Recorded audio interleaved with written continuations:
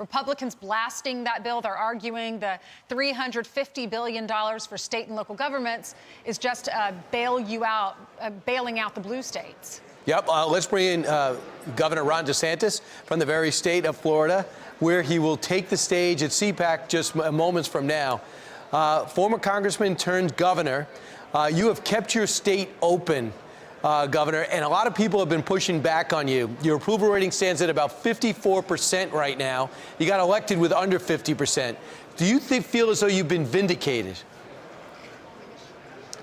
Well, you know, Brian, I saw that weather forecast. We're in the mid-60s. Most of the other states are in the 30s and 40s. Yeah. So I'd take 65 with a whiff of freedom over 35 under the yoke of lockdown any day of the week and twice on Sunday. Yeah, look, we led. We went against the grain. We had a lot of opposition, particularly from the corporate media. But our kids are in school. Parents are happy with that. Our economy's growing. People are working.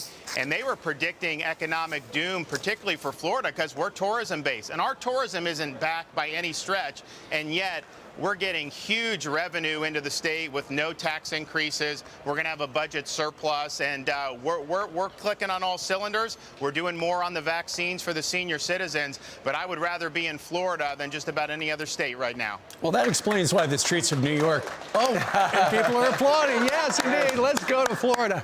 I think that's why the streets of New York are deserted, Governor, because everybody is down there and not up here. You know, the way Ainsley set that up is this $1.9 trillion coronavirus relief package, supposedly. Most of it is not related to coronavirus. Instead, it is, in many cases, a blue state bailout.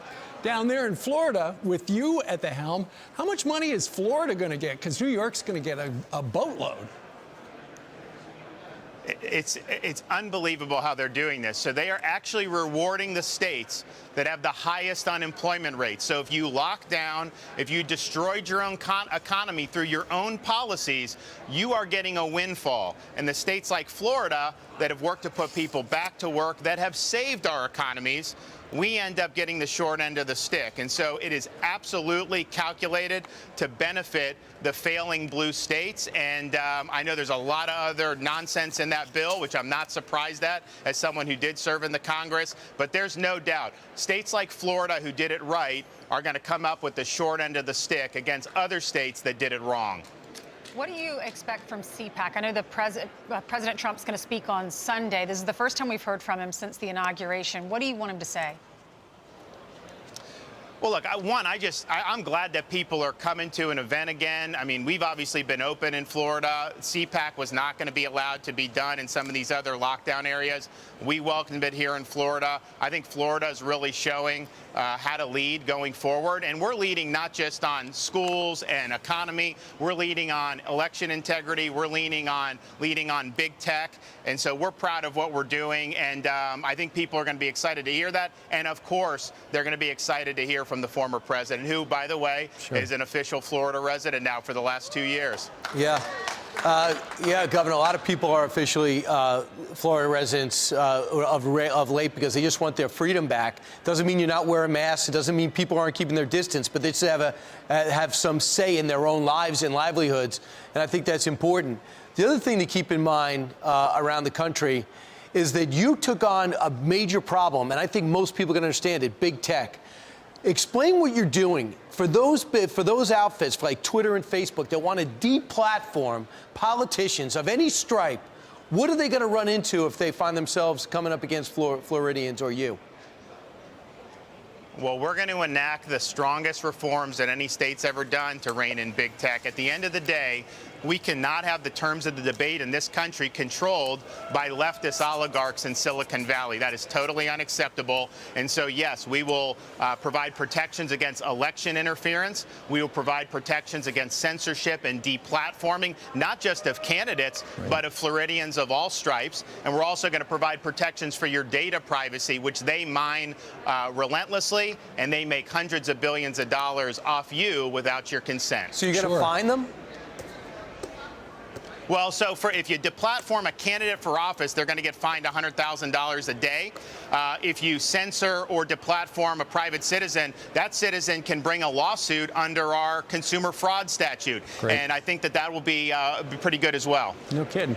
Florida has led the nation in the way you have rolled out the coronavirus vaccine. I know you've partnered up with Publix, which is a great big grocery store chain down there and throughout the southeastern part of the United States. And quite accurately, what you've done is you said, okay, the CDC says anybody is at risk who's over 65 or has comorbid conditions. And so you inoculated those people first. I heard you say, I think yesterday, that very shortly, in the next couple of weeks, you're actually going to lower the age for people under 65 to start signing up to get their shots.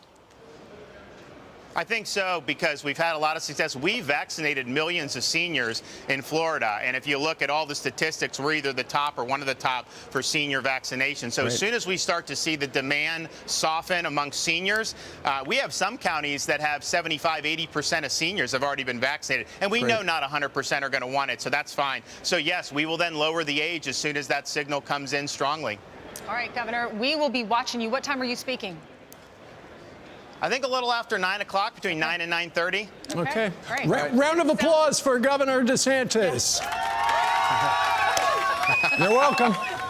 Do you have just a group of people watching you do this interview? No, that was a sound effect. Tell them all we said hello.